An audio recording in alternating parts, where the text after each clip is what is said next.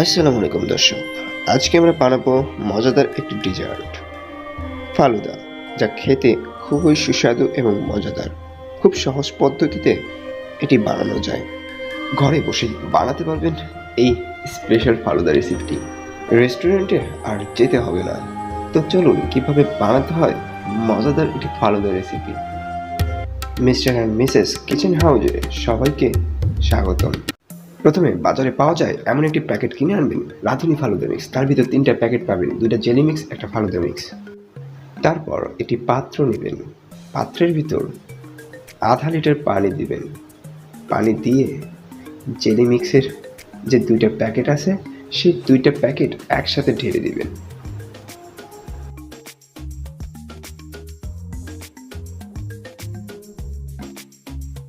চামচ বা হাত পা যাই থাকুক সেটি দিয়ে নাড়তে থাকুন। নাড়তে নাড়তে জেলি মিক্সগুলো একদম পানির সাথে গলিয়ে নিন।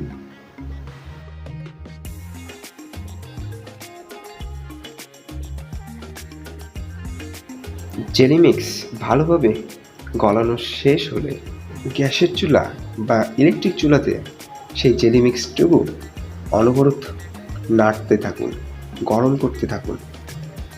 5-6 মিনিট পর গরম হয়ে গেলে সেটিকে নামিয়ে ঠান্ডা করে নিন।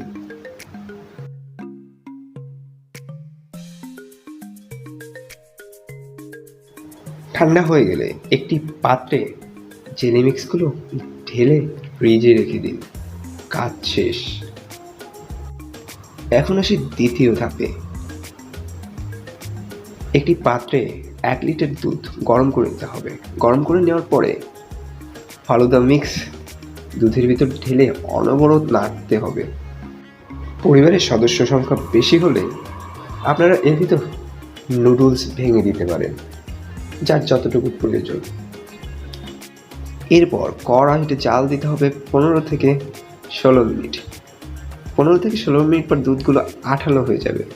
তখন ভাববেন দ্বিতীয় ধাপ কমপ্লিট এবং সেগুলো ফ্রিজে রেখে দেবেন। ফ্রিজে রাখা জেলি মিক্সের বাটিটা বের করবেন, দেখবেন জমে ক্ষীর হয়ে গেছে এবং ফালুদাও বের করবেন। এবার পরিবেশনের পালা। একটি পাত্রে ফালুদা মিক্স নিয়ে উপরে জেলি মিক্স ছিটিয়ে বিভিন্ন ফুল দিয়ে দিবেন। ফুল না, ফল দিয়ে দিবেন। কলা, পেঁপে যেটাই থাকুক হাতের কাছে, কিচমিচ, বাদাম দিয়ে শেষ পর্যায়ে আইসক্রিম দিয়ে দিবেন। এরপর পরিবেশনের পালা। বানিয়ে দেখুন একবার। রেস্টুরেন্টে খাওয়া ফালুদার থেকে শতগুণ টেস্টি এবং মজাদার। ধন্যবাদ সবাইকে এতক্ষণ সাথে থাকার জন্য। নতুন নতুন রেসিপি এবং